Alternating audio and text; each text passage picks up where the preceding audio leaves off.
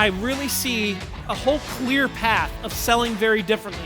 75% of all buyers today say they prefer to have a seller-free sales experience. We literally recommend every single day to people, don't buy fiberglass, buy another pool. Give it to them, no more. Just give them the information.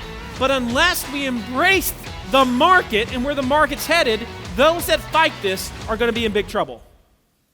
Number 3, sell in ways others aren't willing to sell. This, I think, is one of the best evolutions of endless customers. For a long time, when it came to the sales side of They Ask You Answer, for the most part, what we had was assignment selling, which we still continue to believe in, and it works incredibly well. We also had one-to-one video, but beyond that, we didn't have much. Now, I really see a whole clear path of selling very differently based on the trends that are happening. And I know we've talked about this, but now we have to continue to evolve completely into this because your website in the future is going to be less about getting necessarily an answer of something that they can get during the 80% when they're doing the basic research on, let's say, AI, and more about having an interactive experience with tools on your site that previously they would have had with a salesperson in terms of communications, answers. You've heard the stat, 75% of all buyers today say they prefer to have a seller-free sales experience. I think this is so significant to each of us because we know it's only going to grow. So anything that you do that allows seller-free, and salespeople don't get offended by this, because when you embrace this, what inevitably happens is you get a lot more leads, and therefore you can do a lot more selling. But unless we embrace the market and where the market's headed, those that fight this are going to be in big trouble. So, what does today's self-service buyer want? In Endless Customers, we have 5 types of self-service tools that we talk about extensively. Number 1, self-assessment. Self-assessment is when you allow someone to get some type of score or grade. You may have heard me say before, the greatest self-assessment tool I feel ever invented was from Dharmesh Shah from HubSpot when he came out with Website Grader all of those years ago. Website Grader allowed you to put in your URL and you got a number from 0 to 100 and a series of recommendations. And Dharmesh, in classic Dharmesh style, he just stayed up all night coding and he created this and it was way beyond its time. It was the catalyst for HubSpot's extreme growth early on. It is the reason I'm standing here today, because I went to Website Grader and I got a 17 out of 100 and I said, oh my goodness, I can't believe I'm a 17 out of 100. What can I do to fix this? So anytime you can add a self-assessment tool, you should think about it. Self-selection. Self-selection is when you allow someone to get a recommendation. So often you have folks that essentially are debating between choices. And this is probably for everyone in this room. I've always thought that the tool that HubSpot was missing was they show the tiers, and I've always thought, and maybe they have this now, they should have an interactive tool that asks you a series of questions, and at the end of the answers that you give, it says, based on what you said, here is the level of HubSpot that we recommend. Because typically that's what a salesperson would do. But if they did that, you come to HubSpot and you say to HubSpot, I already know what I want because I got that tool on your site and I know that I need the one in the middle. And now all of a sudden, it's just a different experience. Every one of these tools increases what is known as sunk cost fallacy. And y'all have heard that before, but the more someone invests time into something, the more they try to make it work. And so anytime someone is having to do interactive experience like self-service, they become more invested in your company and there's a greater chance that they're going to do business with you. It goes back to the same principle of assignment selling. The more content they consume of yours, the more likely they are to buy, the more interactive experiences they have. Self-configurators. This is when you allow someone to build their thing that you offer. There aren't, from what I've seen, any great self-configurator tools out there. It's going to come, and you're going to be able to build these pretty easily with AI in the future, and I'm pretty excited about that. You want to take advantage of those as quickly as possible. Even if it's a service that you offer, maybe it's building out the service plan on their own. Then they feel like they own it for themselves. Then, of course, we've got self-pricing and self-scheduling. We're going to talk about self-pricing next, but self-scheduling allows them to schedule time with a sales rep.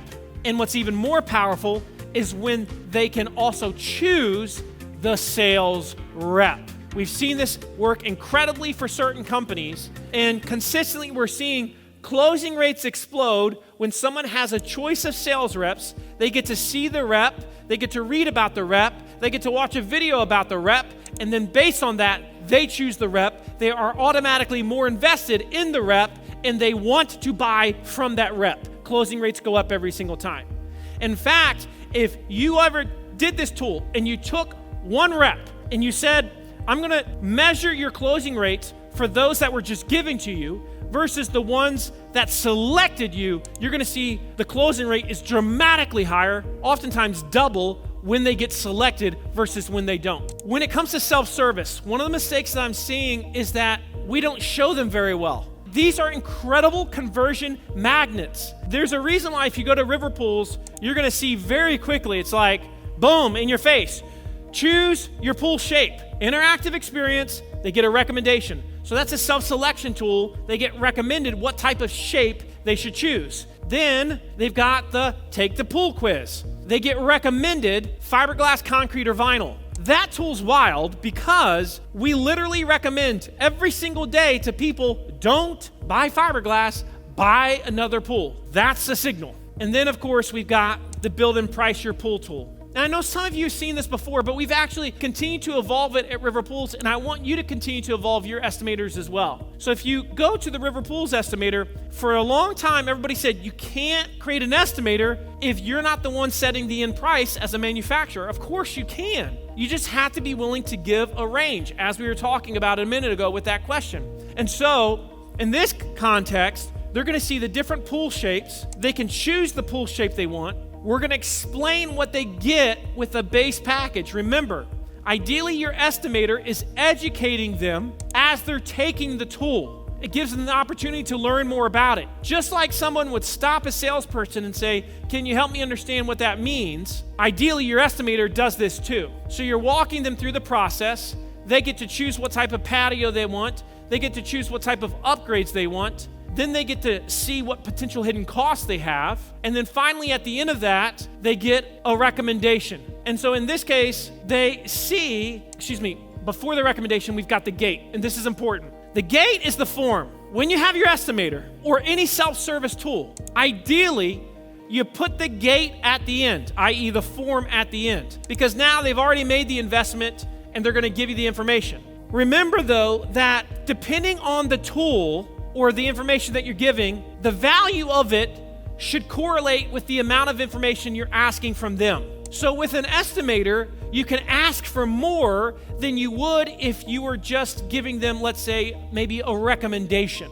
I wouldn't be asking for a bunch of information with the recommendation tool. Probably email and that's it.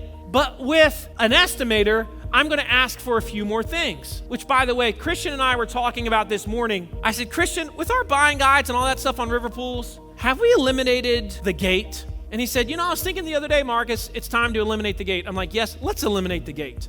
So let me just say this now, and we're going to start recommending it. If anybody here is still offering downloadable guides where someone gives you an email, I think we're past that. Give it to them.